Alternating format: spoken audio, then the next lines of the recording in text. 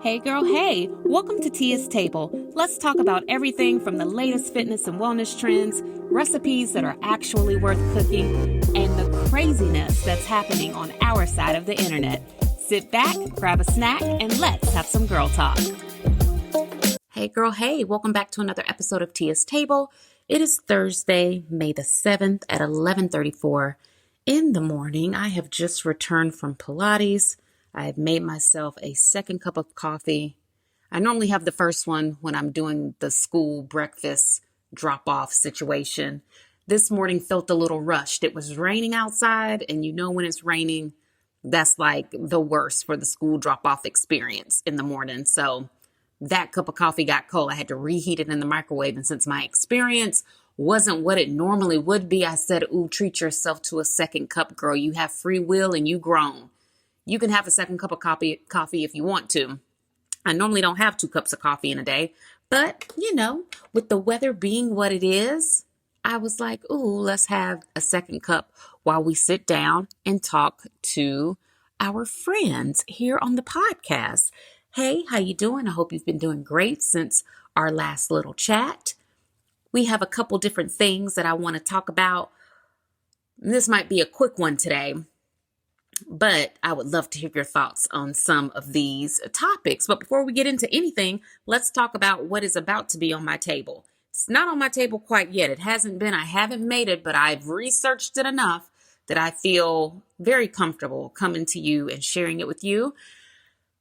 And that is the sweet potato brownie that has gone viral on the internet. Now, why would I share this on our call today?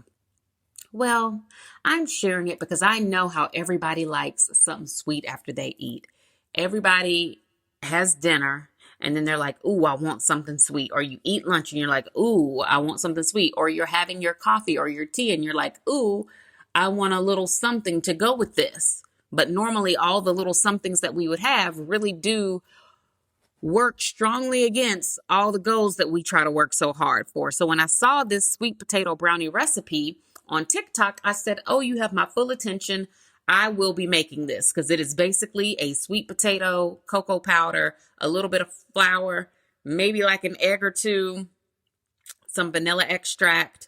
And that was literally it. I want to say it might have been like 5 or 6 ingredients. Possibly there was some baking powder or baking soda in there. I don't know. I'm going to make it and I'm going to report back on how it tastes. I feel like it's going to be just fine. The brownies look really gooey and fudgy, which is my favorite way to have a brownie. I'm very excited about the possibility of having this brownie and being able to enjoy it, knowing that there is fiber all up and through it. Very excited about that. I also am not too afraid of the flavor of it. I know because I read the comments, right?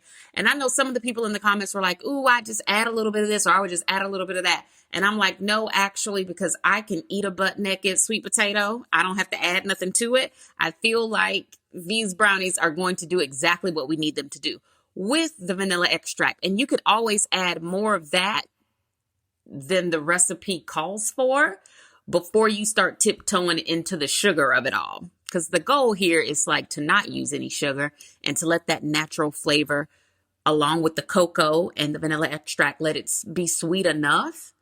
I'm very much so into this and I will be making it and I will be reporting back because absolutely I'm a brownies girl through and through. And let me find out these sweet potatoes can do more than just brownies. I will make them the new cauliflower and I will be turning them into everything. Next up on my list of things to turn a sweet potato into probably is going to be some form of a chocolate chip cookie. I don't know. I need to do the research on that, but I kind of feel like if it can make a brownie, it can make a cookie. And I feel like a sweet potato could definitely be mixed with maybe like a banana with some flour, some dark chocolate chips, vanilla extract. And oh my gosh, does that not a cookie make? I don't know what the texture there would be like, but I got to do my research, but we're about to figure out some sweet treats that we can enjoy with the base of them being the sweet potato, because why not? Why not? I want to be able to have guilt-free desserts all throughout the week. Stay tuned for that. We will be making those over on Instagram. If you are not following me on Instagram, you can do that at Tia's Table Podcast. That is where I do all of the cooking that I talk about here on our calls. This weekend is Mother's Day. And first of all, I feel like Mother's Day kind of snuck up on us. It's like, Mother's Day is in May and it's coming, but then when it gets here, you're kind of like, ooh, Mother's Day is this weekend. It's like you forget, but you don't forget. Mother's Day is approaching. And when I realized Mother's Day was this particular weekend, I said, oh, let me make sure everyone here also realizes that it is Mother's Day this weekend, because I know if I wasn't tracking that it was Mother's Day this weekend, I know no one else in this house is tracking that it is Mother's Day weekend, because I normally remind people of all the things. And if I forget, it is forgotten. So a few days ago, I was like, hey, do y'all realize it's Mother's Day weekend this weekend? Like, what are we doing? I haven't heard anyone say a thing about a thing.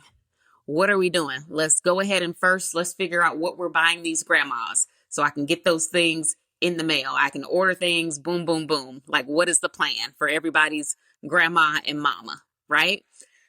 Figure that out. And then now that I have them covered, I'm like, okay. And so for myself, what would I like for Mother's Day? Let me send over some screenshots to the family group chat so that there is a strong chance that I get something that I actually want and not some random mess y'all went into the store and just bought me because it probably said mom on it. Don't buy me nothing that say mom. Don't buy me anything that says mom. Don't buy me.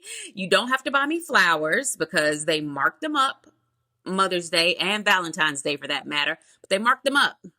You don't have to buy me flowers. You don't. Although I did see some in Kroger the other day that were like $20, but even still, I'm like, no, you don't have to do that. You don't have to do that, because I think what I really do want for Mother's Day is number one. Well, Saturday we have basketball first thing in the morning, which is every Saturday until the season ends. So we will have to do basketball Saturday morning. Once basketball is over, I would like to either go somewhere and have lunch, like go somewhere and do something as a family, or depending on the weather, because I have not looked at the weather for this weekend. If the weather is bad and rainy, that will change what I say. But a part of me kind of doesn't want to do anything. I would like to actually just come home, watch some movies, relax, maybe take a nice hot bath and do absolutely nothing and just order food and have it delivered to me. And by that, I mean order food and let my husband go pick it up, because I don't do DoorDash. I don't do Uber Eats. Because the fees, you're not getting it from me. So I'm like, yeah. And have we talked? I don't think we've talked about that I realized that my favorite Chinese restaurant here was charging a delivery fee this whole time, and I didn't know that.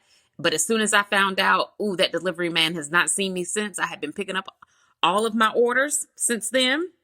But yeah, I'm like, I really want to kind of just do nothing, but also maybe it's not a bad idea to go out and do something. So one of the things that I asked for Mother's Day was a new pair of running shoes, because I'm like, my shins, I can feel that I need new running shoes, right?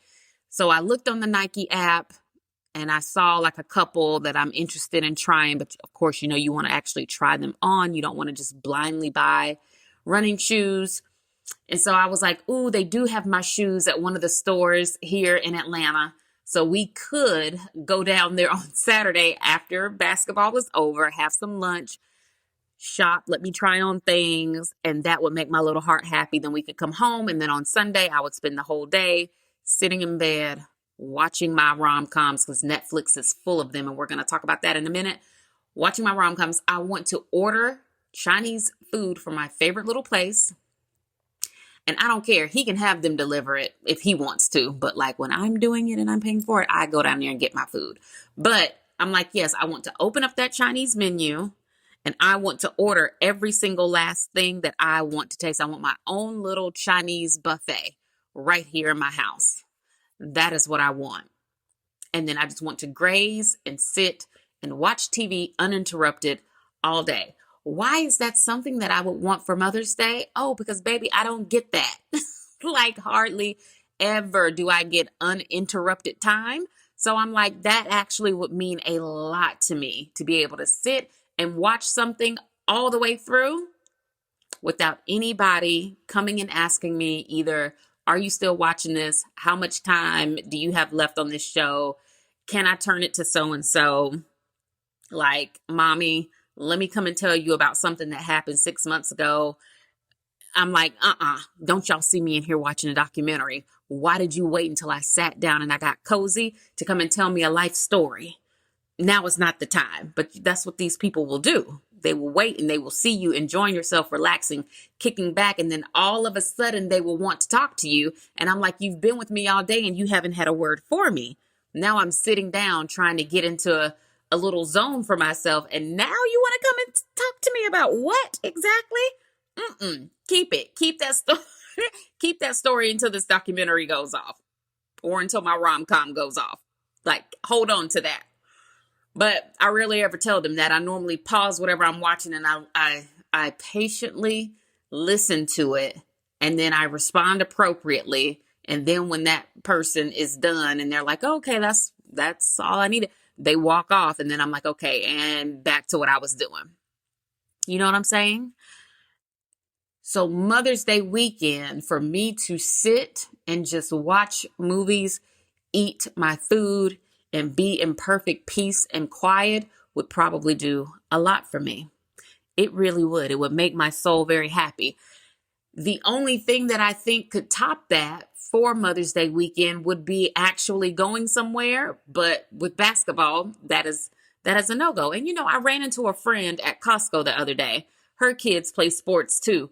But the league that her kids are in, whoever is running that, they were smart enough to give them a break for Mother's Day weekend. So when she told me that, I was like, ooh, girl, that whoever is running that, they are either really smart or the woman in their life was like, you can't have them babies playing no game on Mother's Day weekend, because then the mothers would actually have to show up and mother on Mother's Day weekend, and they don't want to do that. Whoever is running my league, which I know who is running it, the people running my league don't care nothing about that. They said, oh, you can sacrifice Saturday morning and then you can take the rest of that weekend and do with it what you will. And that's exactly what I plan to do. I enjoy being a mother. My kids have made being a mom frighteningly easy, almost to the point where I'm always like, ooh, like this is not, like I just haven't had a bad experience parenting them, and it's 3 of them. So at some point you expect, once you have so many of them, one of them is going to give you a run for your money. Granted, my youngest child is only 10, but even then I'm like, no, my daughter, who is in high school, which I cannot believe, but she's in high school. She's just as sweet as apple pie. She always has been since the day she was born. She was a lovely baby. She grew into a very lovely young person. And I'm just so thankful. It is because my daughter was so incredible that I even had a second baby. Then I had a second baby, and he too was just good. Now, my second son, when he was little, we started noticing some different things about him. And that prompted me to have him tested for a couple things. We ended up finding out that he was on the autism spectrum. So we had a couple bumps in the road there in the beginning, but once we got him the therapy he needed, and once I learned a whole lot about his particular form of autism and what his triggers are and all of that, it has been a long road, but smooth sailing nonetheless. He has come such a long way, and it has just been a pleasure and a pure joy, helping him work through different challenges. And also just raising him. He is such a delight. And he reminds me every single day that this is how people should actually be. Everybody should have a heart like his. Most people don't. Well, the majority of people don't. But I'm like, oh my gosh, if everybody were like you, the world would be such a better place. But yeah, just the sweetest little guy. Then my baby, which back when I was a mommy blogger, people might remember this. He was born super early. He spent the first month of his life in the NICU. And I remember back then, well, anytime you're going through anything, you think it's like, like, oh my gosh, I can't believe this. Like, this is a big thing. I don't know how I'm going to work through it. But then you end up working through things. And to see my little NICU grad today, who is 10, but he is almost just as tall as me, big hands, big feet. Like, he's going to be such a large man, we can tell, because he's got to grow into his hands and his feet. He's my little basketball player. He's a straight A student, like so smart, so funny, so cool. And yeah, he just a great kid. So yeah, being a mom has been quite fantastic, to be honest with you. They make being a mom very easy. They make me want to do all of the crazy, like, special things that I do for them, because I have a hard time telling myself no. Because I'm like, oh, but they're such good kids. Like, these kids don't give you no problems. They make good grades. They're well-mannered. They don't get in trouble. They don't get in trouble at school. They don't get in trouble at home. So I have a hard time really saying no to them. So they're very well loved.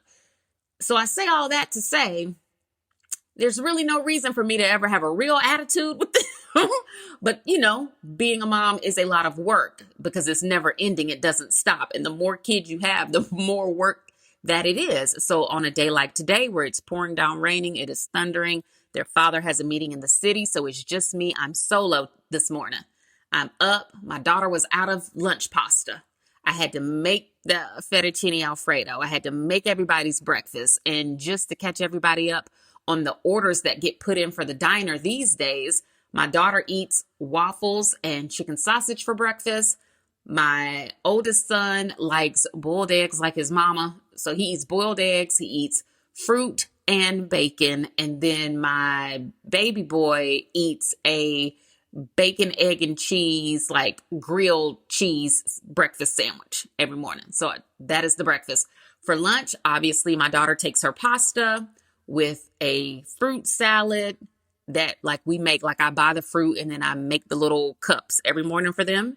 So she takes fruit salad and her pasta. Boom.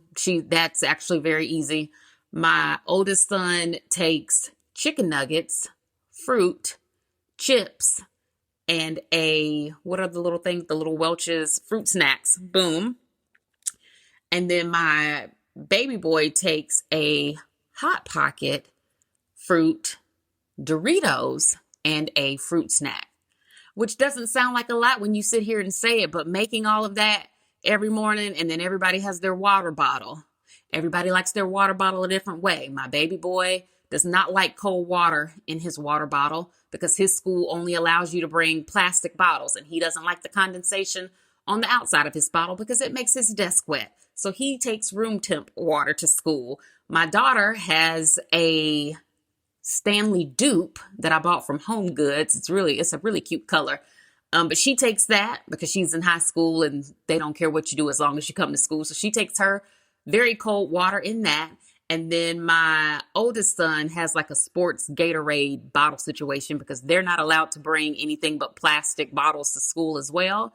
But he likes his water like very cold. So in the morning when you're opening the diner, you have to put his water bottle into the freezer so that by the time you fill his water bottle, the water has turned into somewhat of a slush. You put that water in his water bottle and then you top it off with water from the water machine that is also cold. See, and these are all the things you have to remember, which really does, when I sit down and I think about it, I'm like, oh, Tia, pat yourself on the back. You are a good mom. I might not be good at a lot of things because God knows I try a lot of things.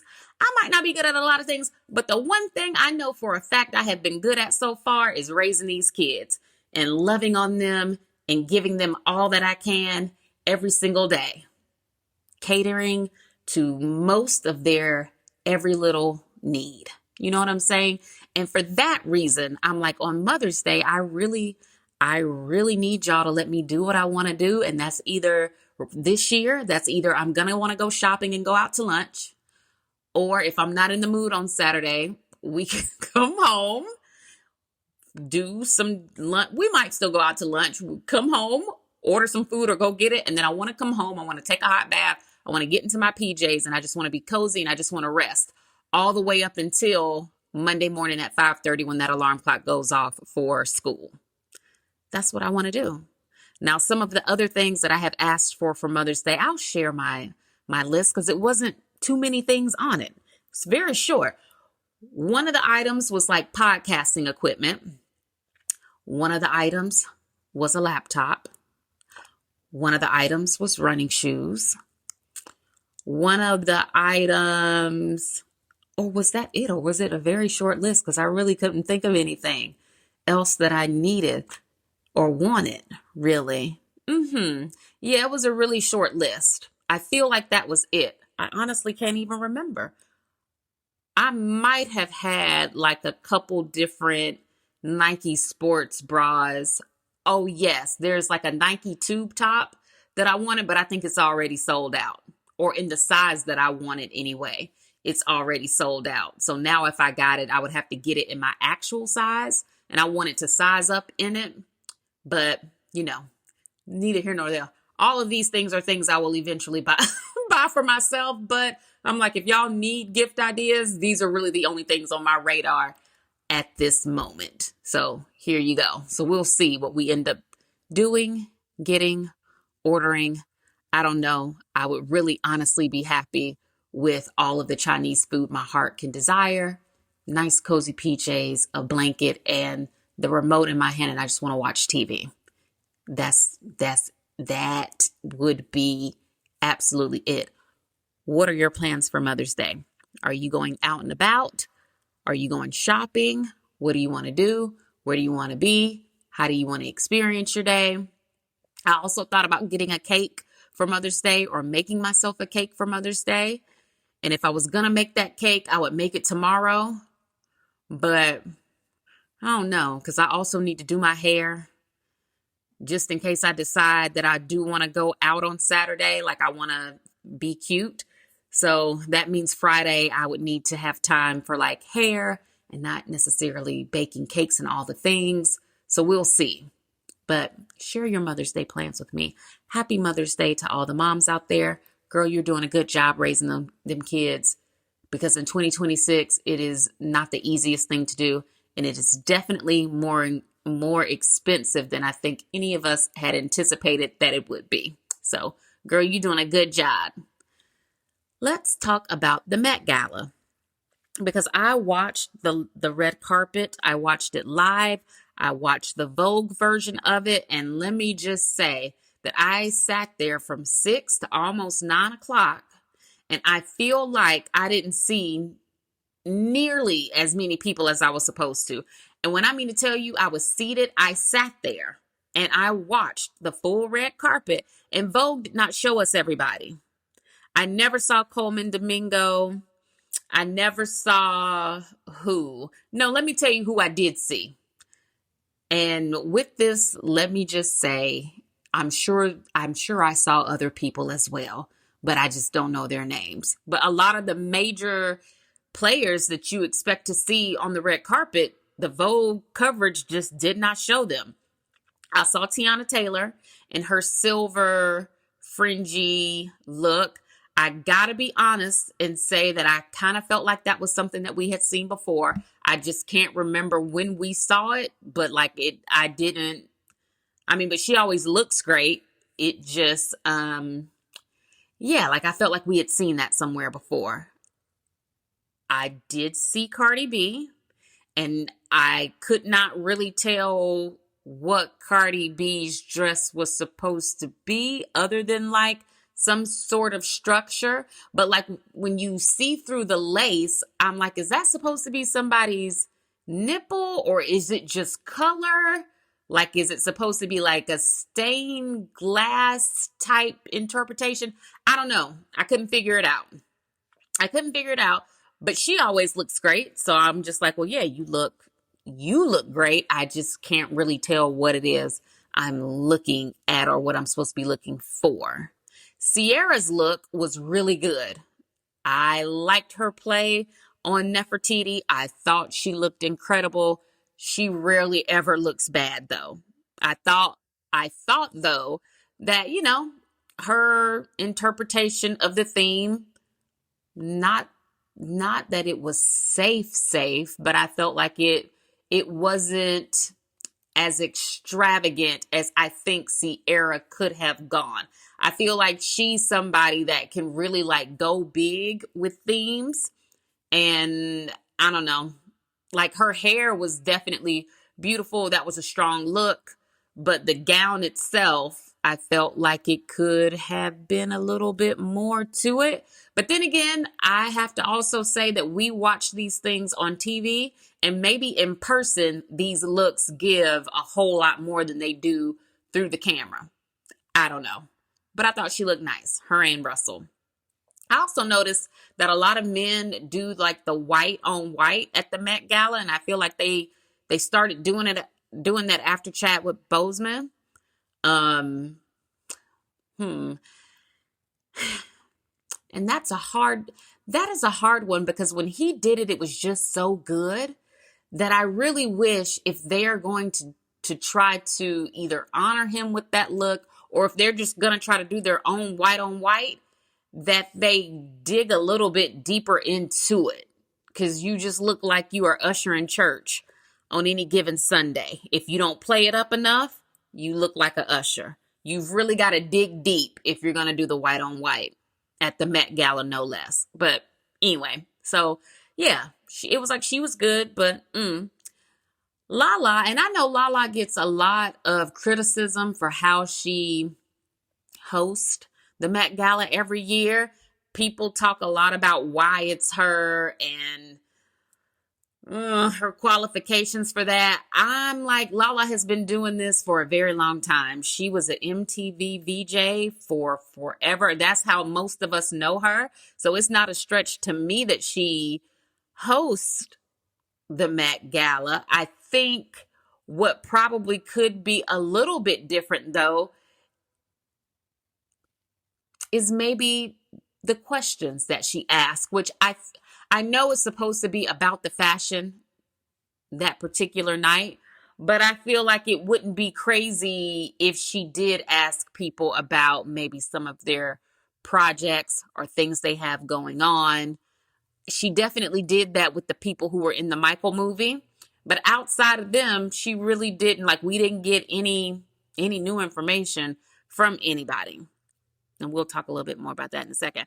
Lala's dress was pretty. Again, I did not like Lala's hair, only because she is hosting the show. I felt like I wanted to see more of Lala's face. But again, that might be something that in person, it looks a lot better, because as people would come up to her, they were like, oh my gosh, I love your Jessica Rabbit hair. But watching it on TV, I was like, ooh, Lala, I want to see both of your eyes. Like, I don't like the fact that half of your face is covered up. But again, who am I? I'm just watching this from my couch, in my PJs, in my robe, like everybody else, right? Moving on to the queen of the gala, Blue Ivy Carter. I thought Blue looked amazing. For her to be a teenager, I felt like her look was very youthful. I like the fact that they stuck with like an all white look. I love the sunglasses that everybody was begging her to take off, and she was just like, absolutely not. I'll take them off when we get to the top. That's what I'm going to do. Everybody can keep asking me, but that's what I'm going to do. I think the sunglasses made it cool. Like, the sunglasses made it youthful and fun. I get why they wanted her to take them off, because that is a parental thing. Girl, take them sunglasses off so we can get some good pictures. But I felt like the sunglasses kept her look from like crossing over again into looking like she was about to be an usher at church. So I liked it. I liked her little sparkly Cinderella looking shoes. I felt like she looked great and she looked happy to be there. The only person that looked happier than her to be there was her mother. And her mother, I think, was only happy because that baby was happy. I really don't think Beyonce was like happy to be there because it's like, oh, this is the Met Gala and I'm so happy to be here. No, I think she was kind of like, oh yeah, I'm happy to be here just because, I know Blue really wanted to come. And I think she said that more than one time. Like, yeah, I'm here just so that Blue can have a great time. Blue wanted to dress up So I had this custom gown made so that I could also come. Since I am co-chairing it, I'm going to show up. But mainly I agreed to do this because my daughter said she wanted to come. So here we are. I like Beyonce's look. I like the skeleton. I like the glitz. I like the glam. I like the diamonds. I like the headpiece. That headpiece thing is really her thing. One thing she gonna do is throw on a crown. I enjoyed it. I like the big fluffy feathered train. Thought she looked great. People online were talking about how she looks older. And again, I'm like, well, yeah, she's definitely in her 40s. And because people are so used to people doing things to themselves, I'm like, she's in her mid 40s with her original face. That is what it looks like when you don't tamper with yourself. Now, every now and again, she will look different, and that is based on who's doing her makeup. For a long time, and I don't know that lady's name, but for a long time, this woman was doing her makeup. And when she was doing Beyonce's makeup, Beyonce's face literally looked like that woman's face. I would have to pull up who this woman is. But if you are hive deep, you know exactly who I'm talking about, and you know the exact look I'm talking about. That woman used to contour her face and do her lips, and it made them look alike, like they looked like each other. I'm so glad that she obviously is either not working with that woman anymore, or they have completely changed their approach to her makeup, because now she actually looks like herself. Like she looks like her regular self now. And I think people are just so used to seeing people with like filler and with like Botox and like all of the things, that when they see a regular face that hasn't been like messed with, they're so quick to be like, oh, she looks older, when really I'm like, she just looks like someone who has not messed with herself. So I don't know. I enjoyed her look. Did I think her look was what I thought it would be? No. I thought her look was probably going to be a little bit darker, and I've since watched videos about the concept of her look, so I understand that it is based on like an artist who, I think they said she worked at LSU, Louisiana State University, and it's based off of a skeleton who wears like a beautiful dress, but you really don't see the body. I get it. It's all over the internet. I understand that. And I like the concept. I like that she always teaches something. Like if you're willing to go out there and figure it out, you learn about something that I think that she's at least interested in, or something that she's trying to push to the forefront, or like the underlying message of something. She tells those stories through what she wears and who she picks to work with and like all of the things. Got it. I still thought that the look was going to be something completely different. And I really thought it was going to give us some type of clue to what we can expect for Act 3. Now, people are really reaching and they're like, oh, it's a skeleton. That means it's got something to do with rocks. And so we're going to have a rock and roll album, blah, blah, blah, blah, blah. And while all of that might be true, literally all I saw was a skeleton dress. All I saw was a skeleton dress with the same historical meaning that people have found with that particular artist, with her mother's Creole background. That's all I see is like the history lesson there, which in my opinion kind of tracks a little bit more with Cowboy Carter than it does a new upcoming album. Now, again, I think things look different on TV than they do in person. People are saying that the feathers on her train, that those were purple. They didn't look purple to me. And even when I look at pictures of her from the Met Gala, I still have not been seeing purple. If anything, I have been seeing pink. More pink, especially in that one photo where she's like holding them up over her shoulders. On TV, the feathers definitely look dark towards the end, but again, watching it on TV, I thought those feathers were like gray, like charcoal dark. I didn't see purple. But if they were in fact purple, then maybe that is keeping with the theme of Act 3, and that continues to point to Prince's influence over her and her music, and maybe that kind of alludes to what we will see from her in Act 3. Either way, I enjoyed watching the Met Gala.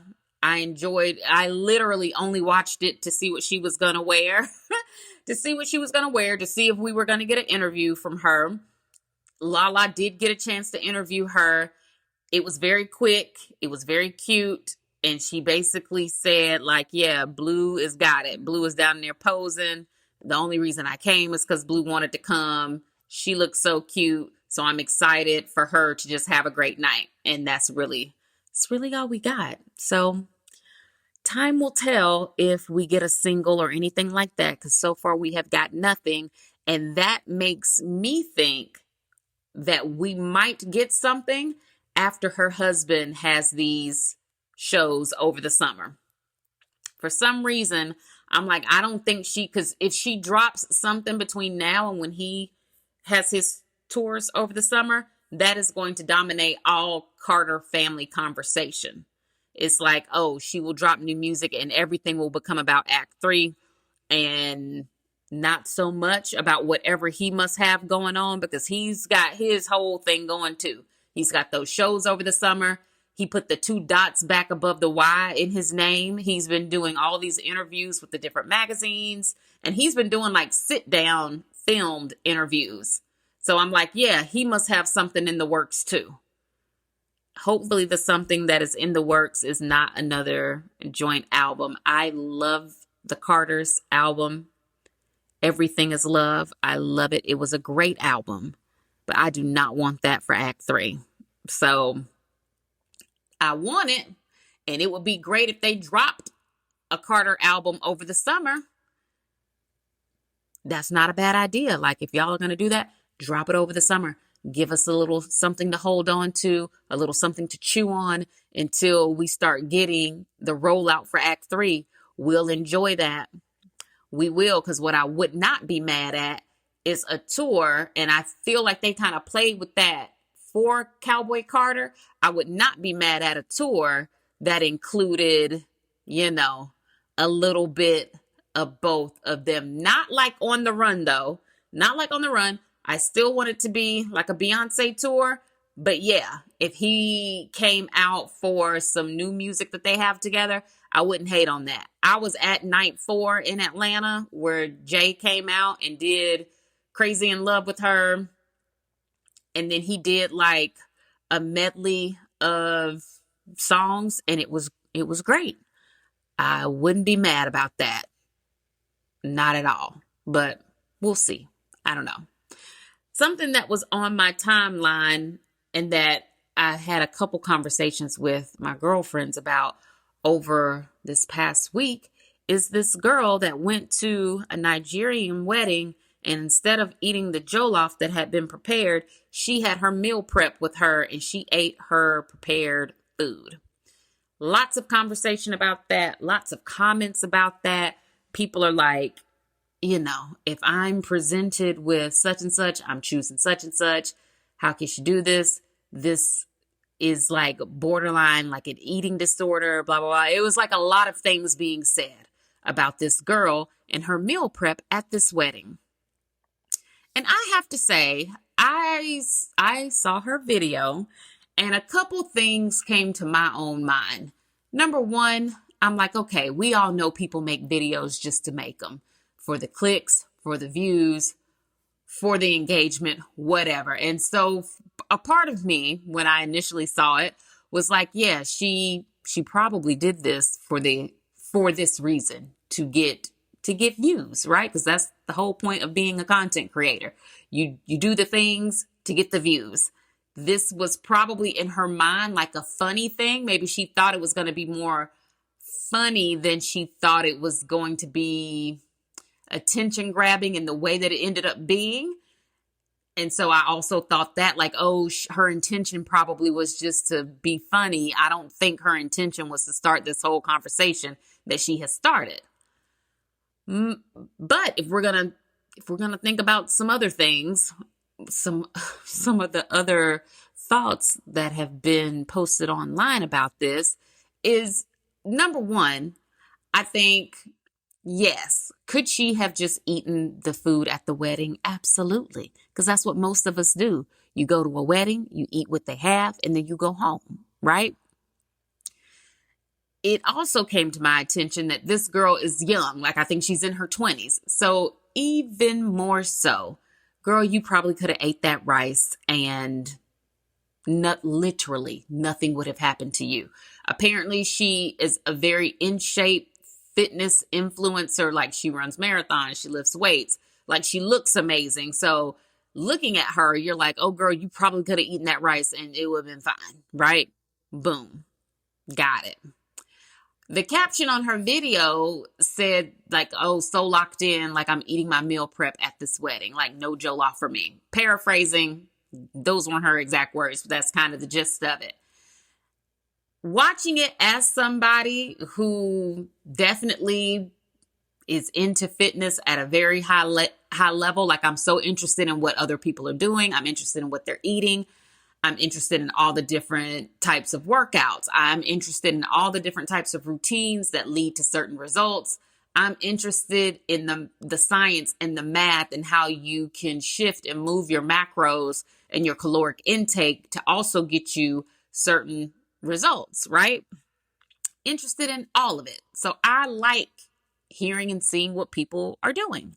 And so when I saw that video, I thought to myself, okay, well, number one, she just might be at a place in her fitness journey where right now she is truly so locked in, she's not eating anybody else's food, which is fine. I think it sounds crazy to people who don't get into fitness at that level. Like, I surely don't. If I'm going to a wedding, I'm going to eat the food at the wedding. But hey, I got to respect it. I'm not going to knock your hustle.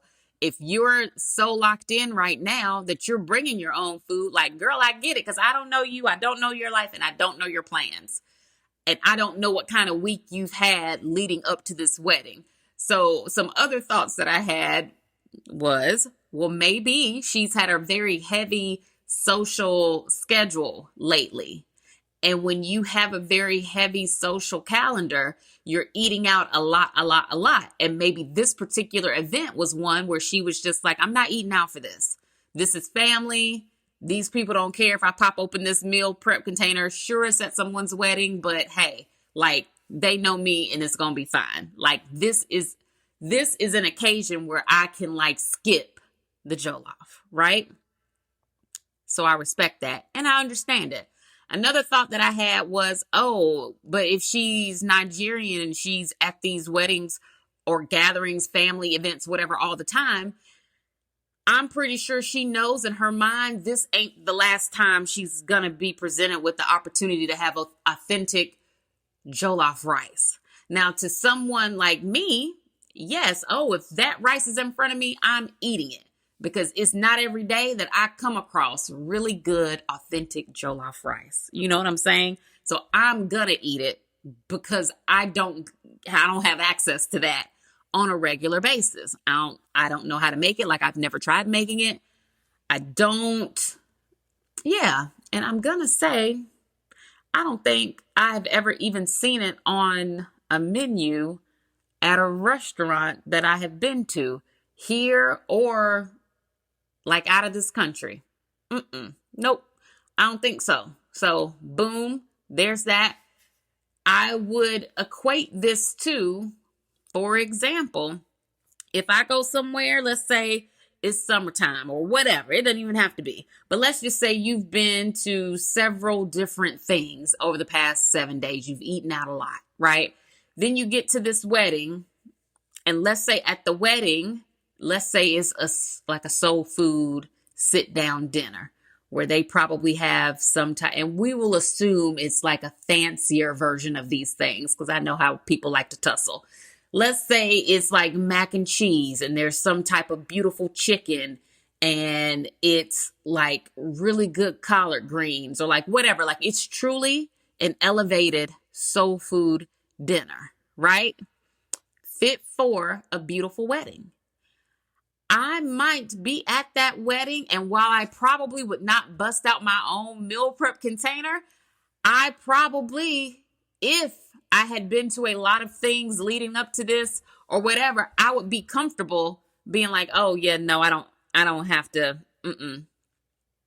I will let my husband eat it or whatever the situation might be, because I also know how people like to act funny about, you RSVP'd for this, we paid for that plate, and now you're not going to eat it. Like, ooh, people will really be mad at you about that. So whatever the proper way to go about doing it might be, but I'm like, yeah, I believe in not necessarily eating all the things all the time based on what my schedule may have already been or what I know it's going to be. And I personally, and I don't think this is an eating disorder, I just think it's common sense. Sometimes you got to opt out of some of this stuff. If you are on a fitness journey, and I have said this on this podcast before, you can't always tell yourself like, oh, okay, this one thing, I can have this one thing one time and not think that it's going to have an impact on your results. Because if you one thing this one time, several times within a week, you will be working out and that's all you're doing. Like, you're maintaining where you are. If you want to actually see results and see movement and see change and see growth, yeah, sometimes you do kind of have to opt out of it. Now, this particular girl, once she saw the comments like lighten her up, she did come back out and say like, oh no, I bought my food because I have an allergy. Like, I'm allergic to stuff. And I don't know if these people are doing what they need to do to make sure I don't have an allergic reaction to the food. So that's why I bought my meal prep. And it's like, kind of like, okay, well, you bought your own food because you have allergies, but that's not what you said in the video. In the video, you made it seem like, oh no, I bring my own food because, girl, I'm that locked into my fitness routine. And that's always going to set people off. It sets people off for a few reasons. Number one, because the majority of people are not that locked in.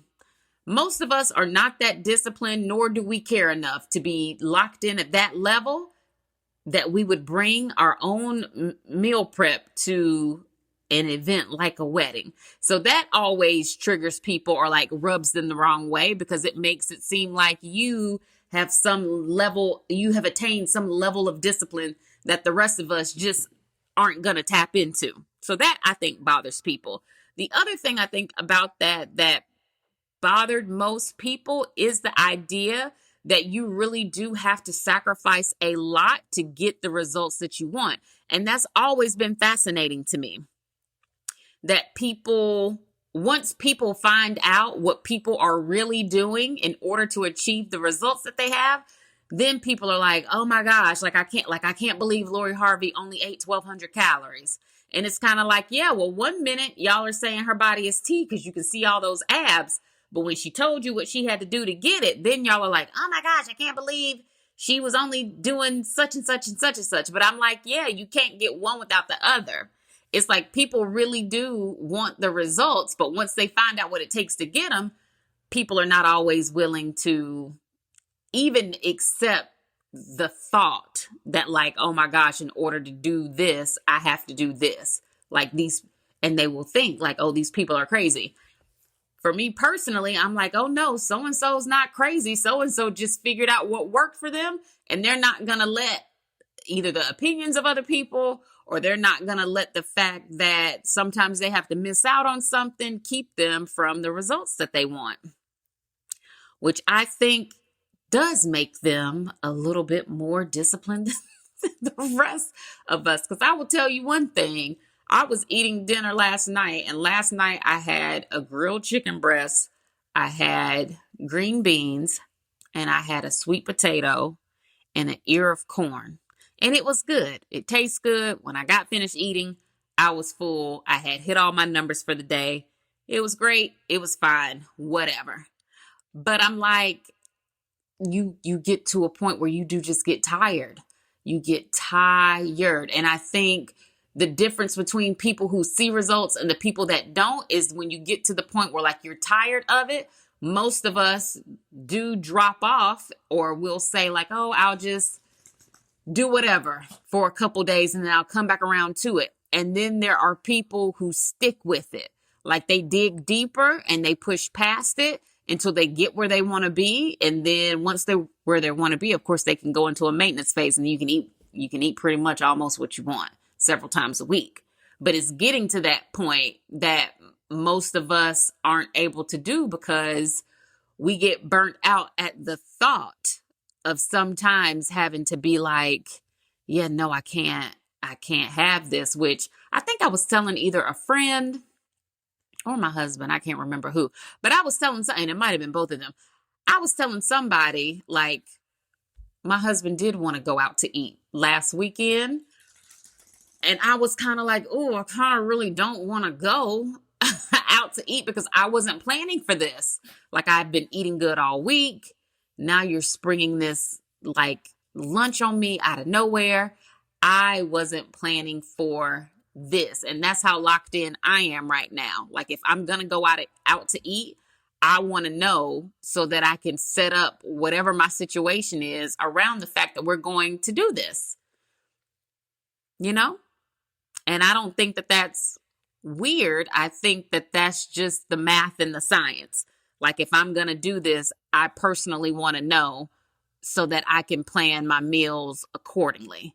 But like, I don't want to have this surprise eat out on Saturday, knowing full good and well we probably are going to eat out on Sunday too. Like, I'm not trying to eat out that much right now, because I'm trying to, I'm trying to stay on the right path. I am going to eat out for Mother's Day, but that I was planning to do.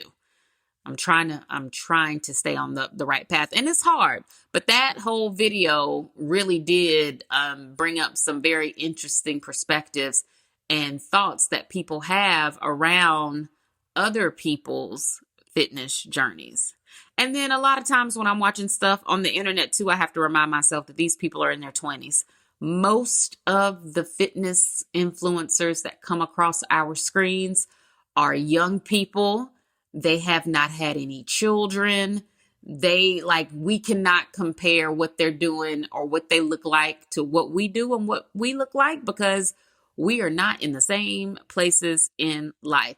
People that I really would like to hear more from as it relates to like their fitness and food journey are some of the people who have been able to like magically stay in shape, even though we know because they're celebrities, they have money. But seriously, I'm like Kelly Rowland and Gabrielle Union, whose Met Gala look I did really enjoy, Gabrielle Union's.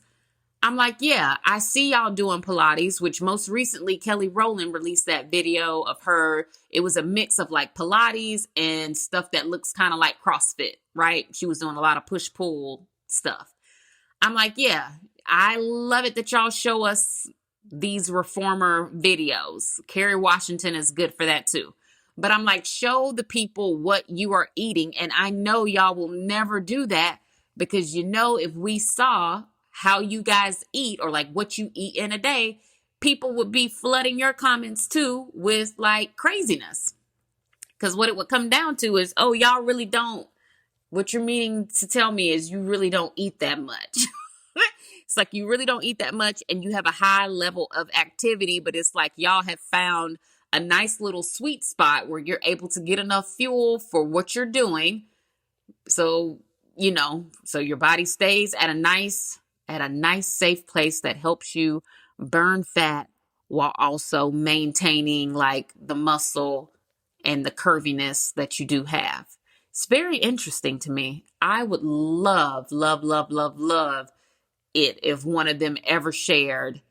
And I really don't even want to see what you eat in a day, because I feel like that could be somewhat performative, since they know like, oh, we're going to make this video, so let me show these meals. I'm like, nah, show us what you eat for like a whole week, or maybe like 2 weeks, which they would never do that.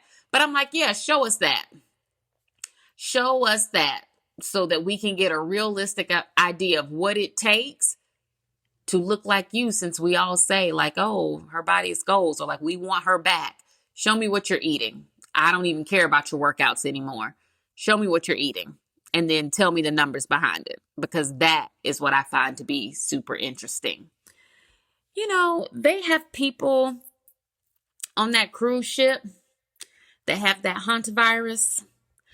2 of them have made their way back to Georgia, and now they say these people are fine and they're perfectly healthy.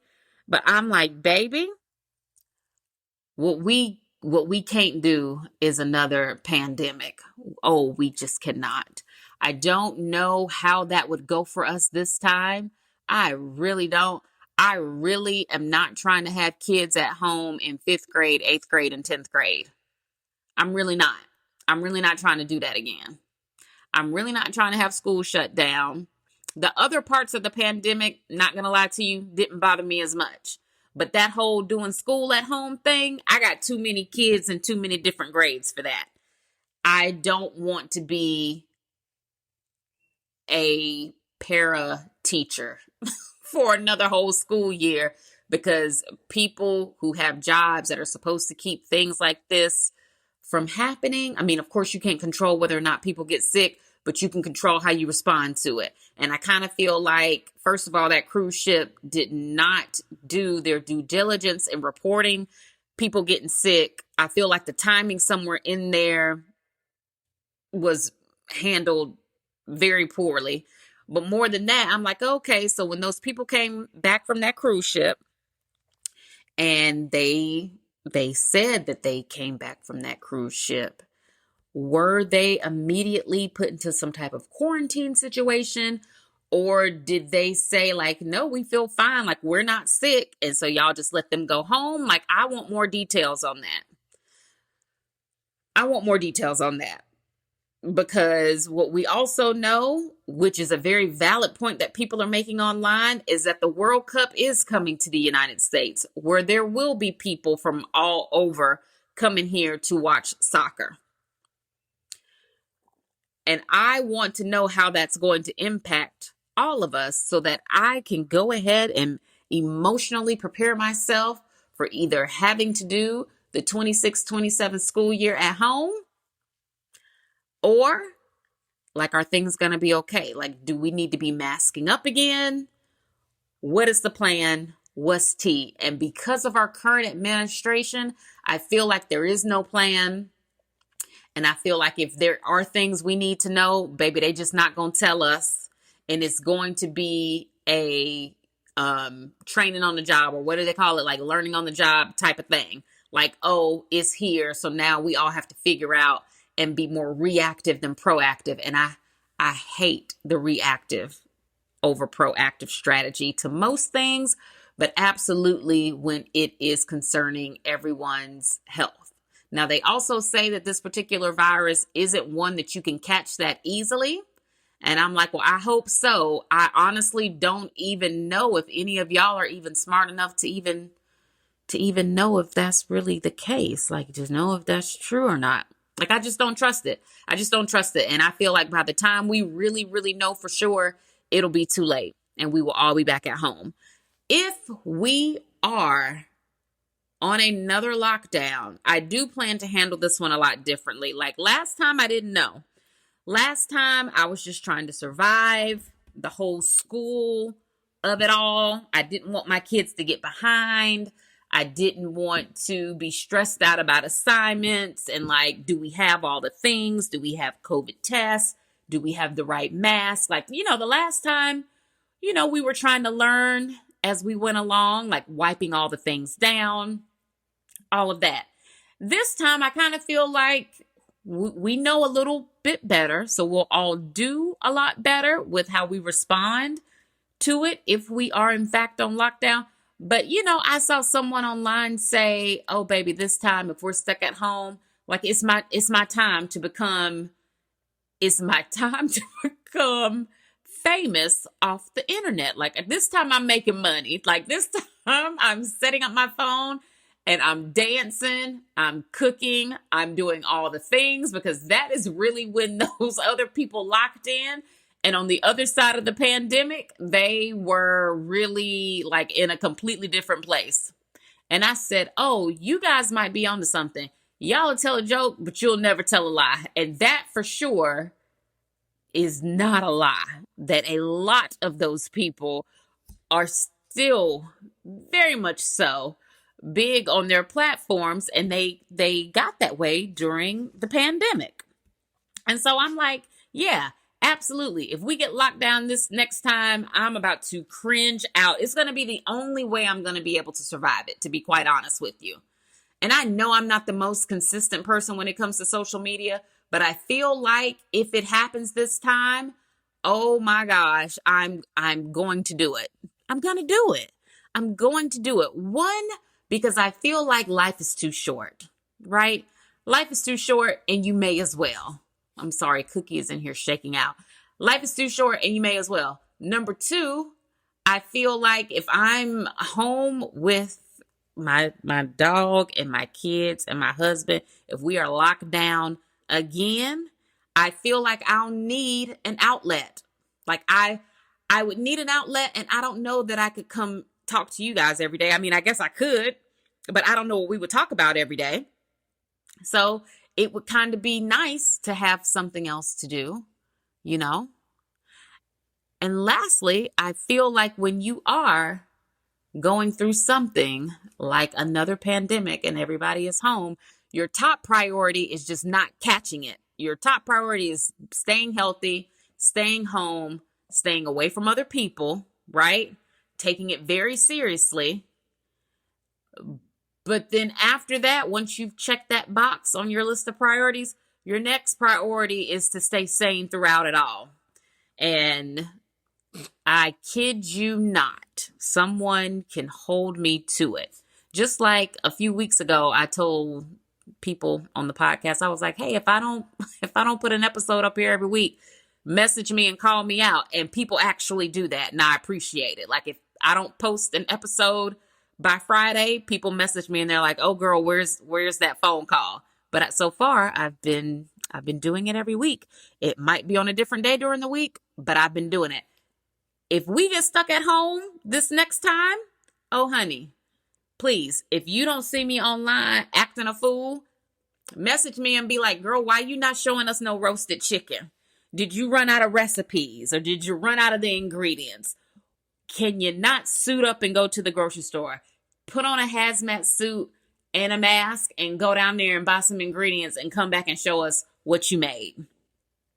I'm going to do it if we happen to get stuck in here, because I will need something to do, and I cannot stress that enough. Hopefully it doesn't get to that point. The other day, I watched the Nature Boy documentary that is on Hulu right now. And I didn't know what to expect because I had never heard of him before. I had never seen any of his stuff online. Literally didn't know what I was getting into, but I love a documentary. And anytime the documentary is about a cult that people have found themselves a member of, I'm like, oh, this is great, because I am always in a genuine state of amazement when I'm watching these documentaries. And I'm like, how did you find yourself in this situation? Like, how did you not see any red flags? How could you not tell that this was going to be some cult-like behavior? And in this particular documentary, the people seem so smart. Granted, a lot of them in the beginning definitely share like, oh, I was looking for a sense of community.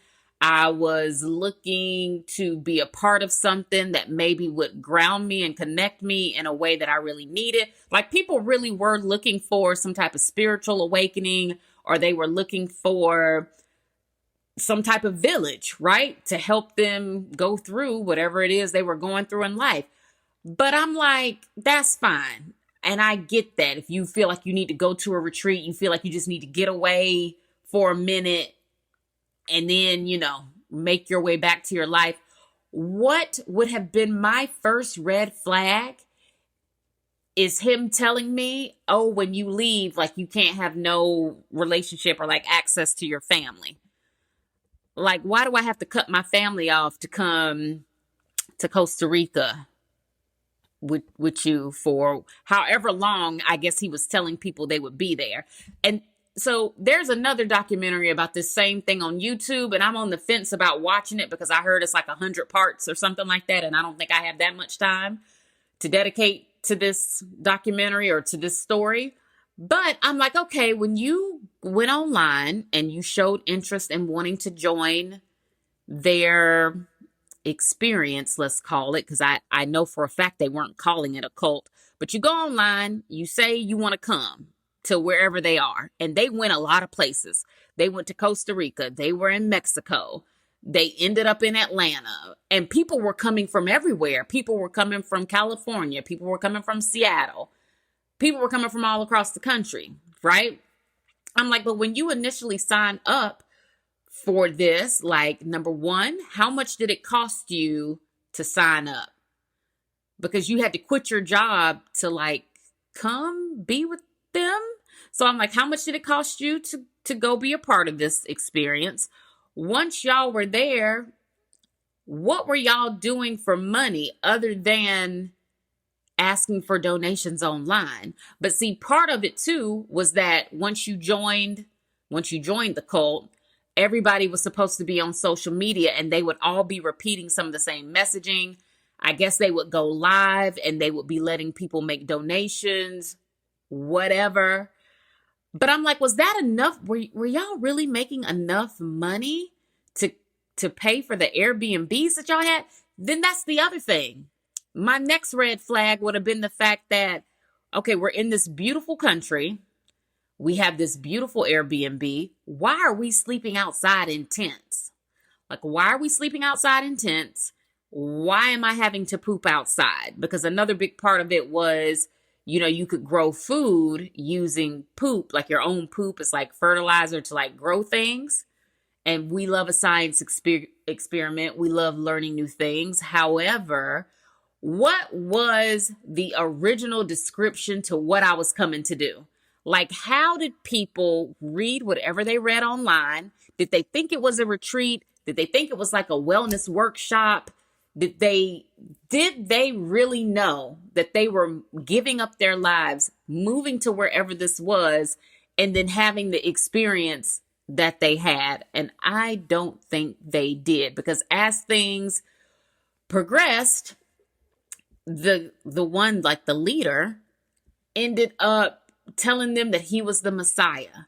If people found themselves in relationships, like, he had to approve it. And then I guess he would, quote unquote, like, marry them off to one another. One of the things that I thought was just stupid, and that's how I was just like, what? Ooh, were people even listening? So on one of the parts of the documentary, they talk about how Bishop, that was the guy's name, how he thought, and they used to call him Mr. Bishop, by the way, and they're all about the same age. So another red flag. But on one of the parts, and it might have been part one or part two, where he says, or one of the guys in the cult says, that he believed that women had to be attached to a man, but that men could kind of do whatever they wanted. Like, and I'm like, okay, well, you guys coming from Western civilization did not think that was weird. Like, you didn't see that as a red flag. Did you sign up for this because you believed in like a polygamous lifestyle? Because again, if they advertised it as such and then everybody signs up for that, well then, okay, you get what you get and you can't throw a fit. But if you get there and you're a woman and you're like, oh, wait a minute, he's going to attach me to one of these guys, right? And I think one of the girls said that she got married off to somebody who she had never even had a conversation with. After their little ceremony, that was the first time that they had even had a one-on-one conversation. Are you kidding me? Are you kidding me? And I mean, some very foul things happened. There was a lot of domestic abuse that people experienced in that cult. Well, the women did. And it was so bad, like the women would be forced to fight each other. Bishop would be beating the women. People talked about how the abuse had become so normal, and in their minds they had become so brainwashed that they really thought that like the women deserved it, or he was hitting them to like teach them something. And I'm like, in what world In what world? In what world are you a man and you can hear a woman getting beaten? And on one of the parts of the episode, I want to say everybody was standing in a circle and they watched him beat on a woman and like nobody did anything. And I'm like, oh, baby, you're a weak man. You're a weak man. One of the couples that got married while they were in the cult, they're actually still married right now. And they didn't outright say that he beat on his wife, but they did ask him if some of the things that Bishop like taught them and some of the things that they had practiced when they were in the cult before Bishop got arrested, if he still believed those things. And he said no. And then they asked him if he was ashamed of any of it. And he kind of alludes to like, yeah, like I wouldn't behave that way now. But like back then he was like, it's hard to explain, but yeah, you really just do start to believe everything like that you're being taught because you look at this person as like a spiritual teacher. And watching that documentary, the only thing that came back to me was, oh my gosh, I have to make sure my children know who they are. Like before they get out into the world, like I have to make sure they have a strong sense of who they are. But more than that, I have to make sure that we continue to develop a strong sense of family that is warm and it is welcoming and it is always a soft place to land. Just in case you get out into the world and it's hard or it feels dark or you just don't like it or for whatever the reason, you could literally just change your mind and need to regroup. You can always come back here. Like, you don't have to want to go to no wellness retreat in Costa Rica. As a matter of fact, if you get out there and you feel like you need a sense of community, you need a stronger village, something is out there happening and it's just not right, I would much rather you call me and say, and this is just who I am, I'm not afraid to admit it. I'm like, I would rather you call me and be like, oh my gosh, mama, I'm thinking about going to this retreat in Mexico because I feel a little lost. I feel this and I feel that. And I would say, okay, baby, well, let me look it up. Let me look it up. Boom, boom. Okay, so both of us are going. Like, we're both going because you're young. You might not be able to see and pick up on red flags, but I'm old and jaded and I'm a millennial. I've been through a lot. And I can see a red flag before the flag is even raised. I can feel it in my bones when something ain't right. Or I can read a description and look at how much something costs and be like, oh, honey, there's no way you're going to be able to get the experience that they're claiming for this much money. Like, even just reading this online, So let mommy help you figure out some other things you can do if you need to retreat, if you feel like you need a vacation, you feel like you need to regroup. Let's figure out something else for you to do. And then ultimately, child of mine, you can always come back here and live here for as long as you need to. I'm not one of those parents that's going to make it harder for you. Not at all. You can come back here until you feel like you got it, because the world is rough and it's ugly. And I feel like these people that ended up in this cult felt like they either didn't have people that were willing to try to understand them, or they felt like they did not have a soft place to land, which is sad. Because really, if you have a family, I really wonder how those dynamics work, that you end up being really comfortable with being just like, oh yeah, well, I'm going to leave. I'm going to turn my back on my family and go do this instead. One of the girls, I think her name was Velvet, said that when Nature Boy, ends up going to prison, and he's in prison for like the rest of his life, but because of what happened within the cult, by the way. But she was saying when they were all out of the cult, which she ended up escaping before any of that happened, that her family, welcomed her back. Her family didn't act funny with her. They welcomed her back with open arms. But she said for some of the people that were in the cult, that was not their experience, that they turned their backs on their family and their family was like back turned. I don't know what you thought this was. You ain't gonna be coming and going out of this family. You keep you keep it one way or the other.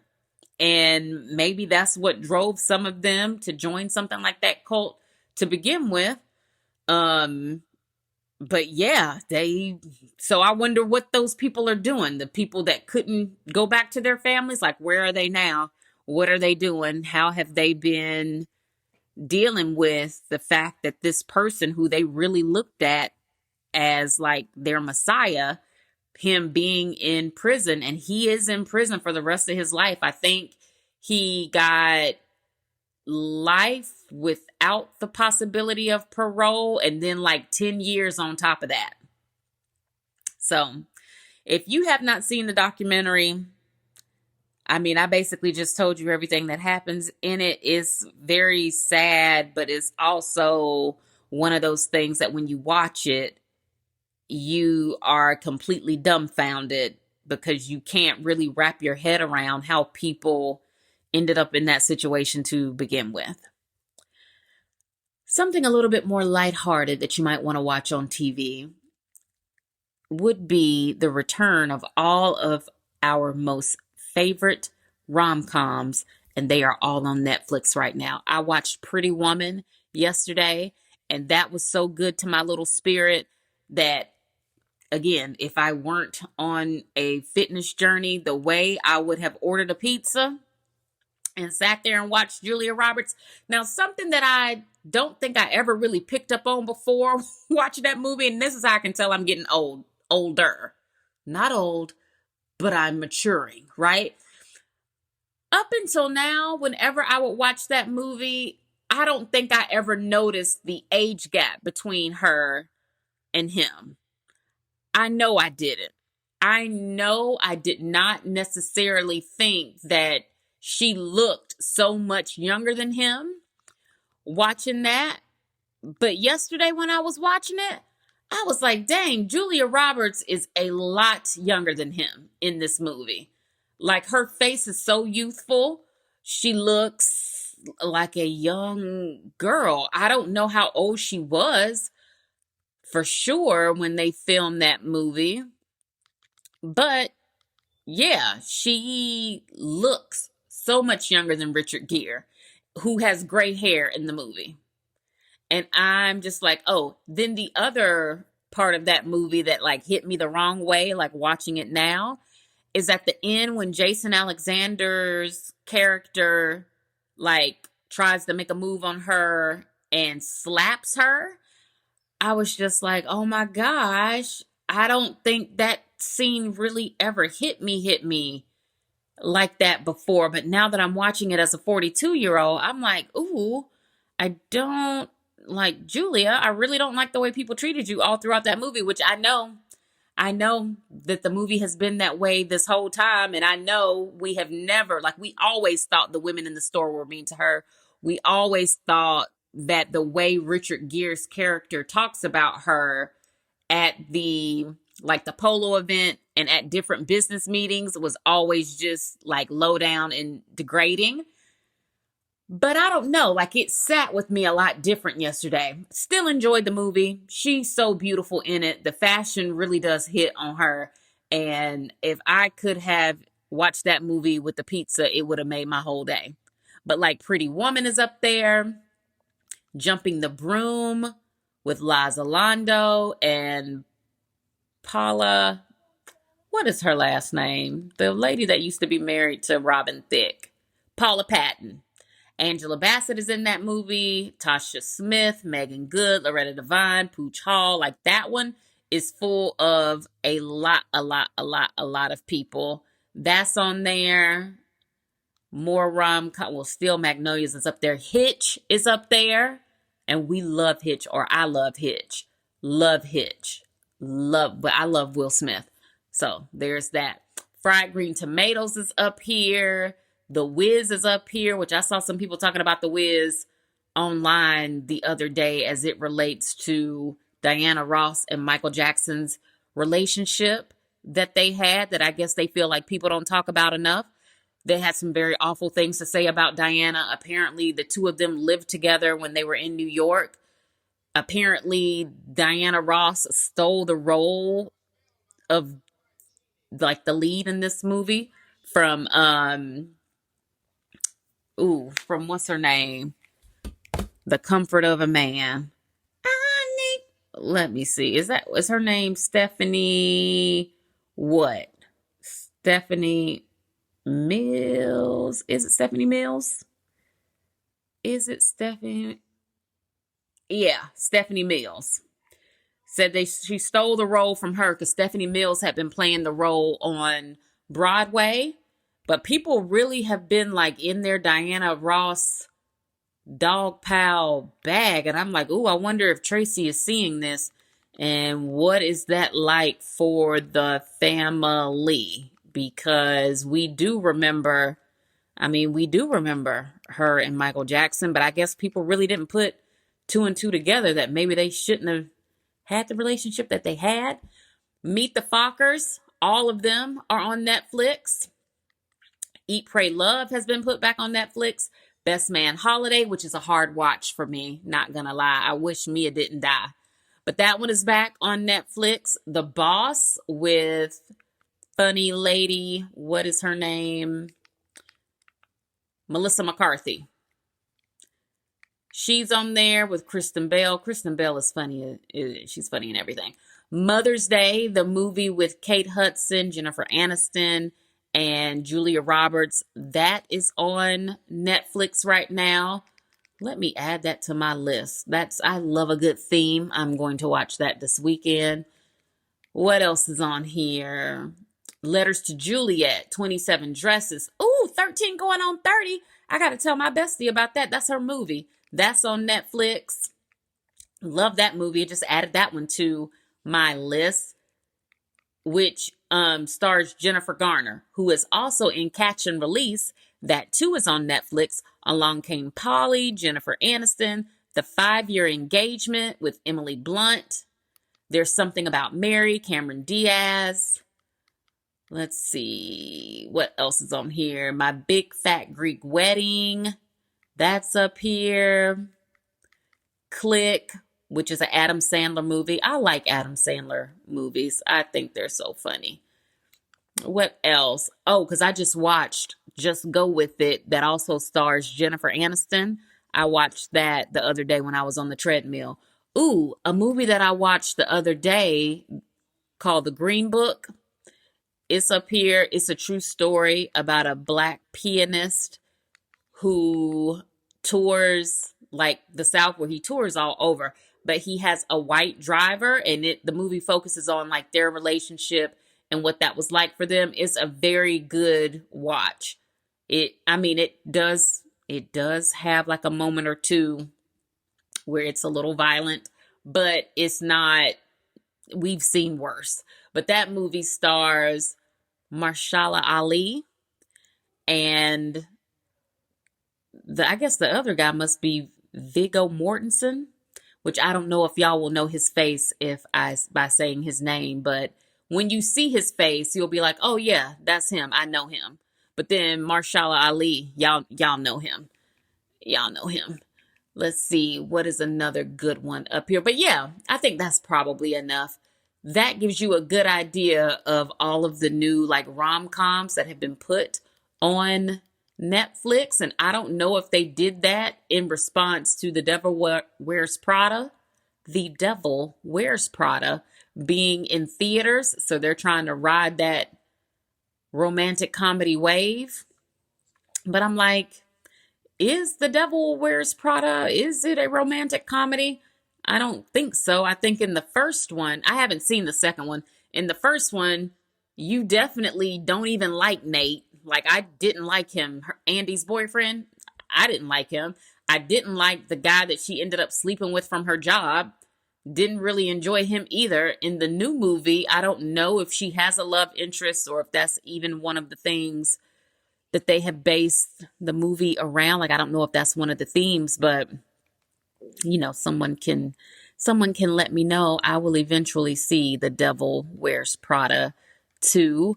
I just don't know that it'll be Mother's Day weekend. But yeah, Netflix has a lot of our favorite like girly movies. So if you're looking for something to watch this weekend or any time where you just want a comfort watch that you don't really have to, you know, stress about seeing anything that you don't want to see, Netflix is full of them. And then lastly, let's do a Real Housewives of Atlanta recap because someone reached out to me about that last week and asked me if I was still watching it. And unfortunately, I am. I'm committed because I started it. I have to see the season through. Right now, we are on an episode that really is about Pinky and Pinky's bankruptcy and about how Pinky knew she was going to file for bankruptcy. Then people was coming for her for a little under $90,000. Pinky is very distraught about the state of her business and her business affairs. And she literally tells everybody who is willing to listen about her in this bankruptcy. But the one person she doesn't tell about it is her husband. Even though that man asked her on more than one occasion to come to him if she needed help or was in trouble or whatever, she is so committed to fixing it herself that she does not tell him until like what feels and looks like the last minute. Now, apparently, and I did not know this about Pinky's husband. I mean, I still don't enjoy him on this show, but apparently he is the owner of is it Dave's Big Cheese Steaks? Yeah, Big Dave's Cheese Steaks. He's the owner of that, the different locations. They said that he was also, what else did they say he had? Oh, he used to own a gas station that apparently was doing really well. I don't know if he still owns the gas station. But I say all that to say, even on the show, they talk about how much money her husband is worth. They talk about how much money he's worth. Pinky ends up telling him at the very end, well, not at the very end of that episode, but like at the last minute when she's like in full on tears and she knows she's kind of like backed into a corner, that it would truly take $5 million for her to get back right again. They're just out on a walk in their neighborhood. And she's like, no, I would actually need about a strong 5 million to make everything right. And he looked at her and was like, I will give it to you. Like I'm ride or die. Like I'm 10 toes down with you. And if you need $5 million, let me give it to you. And she looks back at him and says, no, I can't let you do that because you have done such a good job of being successful and doing this and doing that and blah, blah, blah, blah, blah.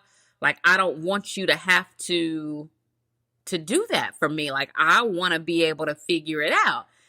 And so then I had a lot of different thoughts because I'm like, Pinky, the main thing we see in the news as it pertains to you and your business is payroll related. Like people just complain about you not paying them. And I guess I would assume that if you're not paying them, it's because you're paying all of the bills that go along with running all of these different locations and businesses. Like maybe you're having to pay rent everywhere. I'm sure you have to have some level of insurance. And then the utilities, gas, water, electricity. I'm pretty sure you have Wi-Fi in all these places. Like the actual bills, you got to buy food, right? So that the people can cook the food. And then you have to make payroll so that people will come back to work. And she talks about how she grew that business to being worth like $100 million. But at the end of the day, but she never says exactly what happened for her to end up where she is right now.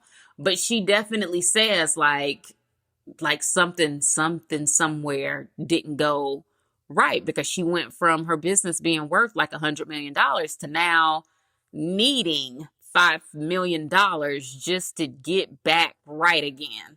We're not even talking about making a profit or none of that. We need $5 million just to fix the problems that I have. And I'm like, dang. So I wonder if it's one of those situations where she grew too big, too fast. Or if it is a situation where maybe the money was there for them to to like run a successful business, but the funds just weren't being allocated appropriately. Like somebody somewhere just wasn't paying the bills. And by the time they realized how bad off things had been mishandled financially, it was too late for her to kind of really fix it based on the liquid cash that might have been available to her to do so.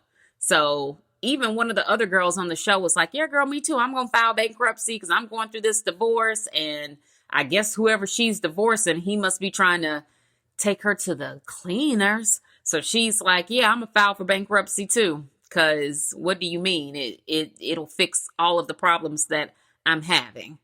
So I don't know, but you see her working through the emotions of like the public backlash that she's had to deal with. And a part of me does feel bad for her because obviously, you know, we respected her as a businesswoman. And I remember when everybody was celebrating her and everybody was trying to go get in line for them food trucks to get their hands on a slutty vegan burger. Like, I remember.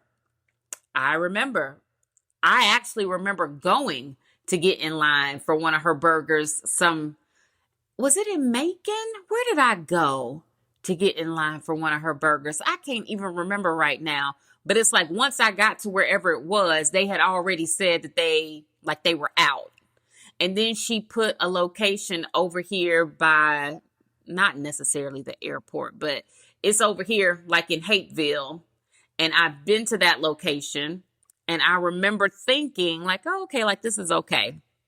Like it's not bad, but it's not like so good that I'm going to go out of my way to come over here to get one of these burgers. Like it wasn't something that you find to be like very craveable. It's kind of like, yeah, I like the idea of it. And if a location was probably closer to me, maybe I would eat there when I wanted like a burger and some fries. But yeah, no, it wasn't so good that I was like, oh yeah, I'm willing to drive over there anytime I want a burger and fries. Like, So I don't know if some of her locations also did her in, because that particular location, when I think about it, it's not conveniently located to anything. It's a couple other really good places to eat over there.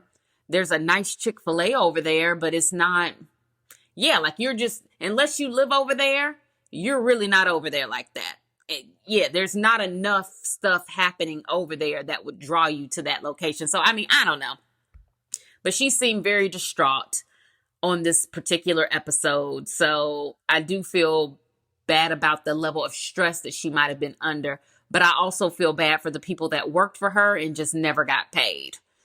Because how does that happen?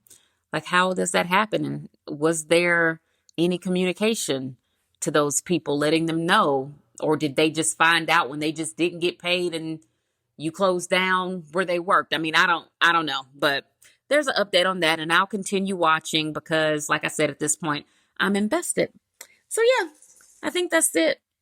Cause it's 1:00. I think that's it. I'm going to go down here and try to figure out what I'm going to eat. I'm going to figure out what my family is going to eat for dinner, which I'm sure is going to be tacos because we did not have tacos on Tuesday because they wanted something else on Tuesday and I made that thing instead. So I think we will have tacos today. Go down here and start working on that. Remember, when you're out, compliment a woman, say something nice to her, make her day, make her smile. Don't compete, don't compare, don't complain. What God has for you is for you, and never knock another woman's hustle. Happy Mother's Day to all the mothers out there, girl. Make sure you do exactly what you want to do this weekend. Exactly what you want to do. And I will talk to y'all next week. Love you, girl. Bye.